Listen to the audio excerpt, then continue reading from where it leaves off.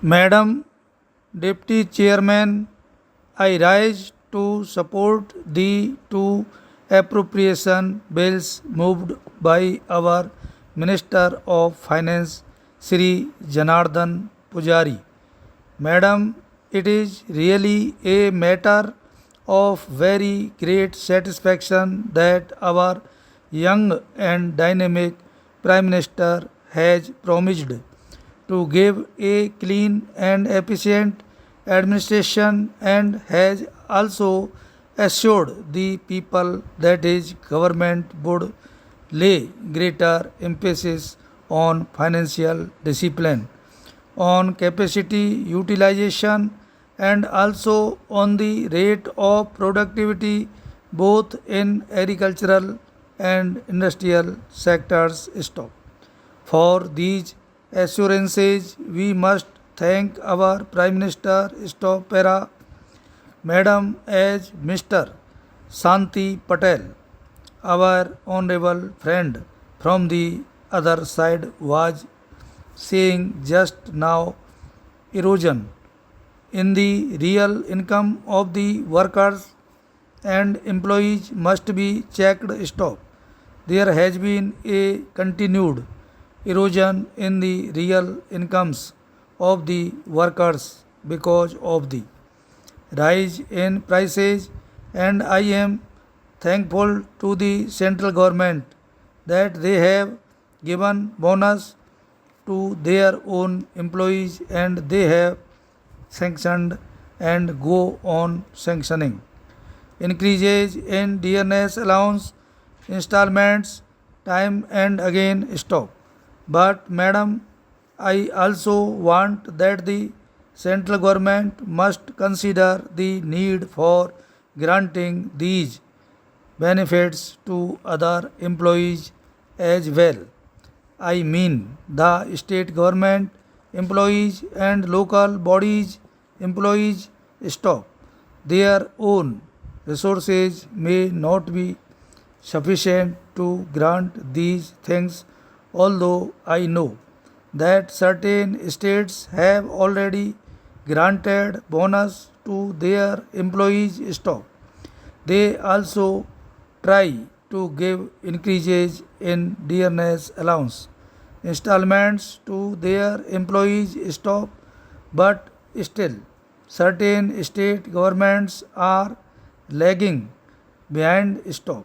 So there is a kind of discrimination amongst the public services in the country today in matters of emoluments, in matters of bonus, in matters of increase in DNS allowance. Stop. And because according to our constitution, all those who work in the public sector, whether they work under the central government or they work under the state governments or under the local bodies, are all termed state employees. It becomes the bounden duty of the central government to ensure somehow that this disparity in incomes does not exist in our country, and it is put an end to as early as possible. Stop. Para. Then, madam, this inflation is due mainly to our planned development. Thousands and thousands of crores of rupees are being invested in the plans, and because of planned development only this inflation is there. Stop. So I would suggest that in the plan itself there should be provision for automatic increase in the DNS allowance or in the emoluments of the workers because of increase in the prices due to that plan. Stop. The workers must be compensated against this rise in prices almost fully. Stop. And that is why once again I reiterate in this House that our government must formulate a national formula for payment of DNS allowance to all workers and employees in the public sector throughout the country. Stop. Also, a national formula should be evolved for payment of need based minimum wages because minimum wages also differ from state to state and from place to place in the country. Stop para.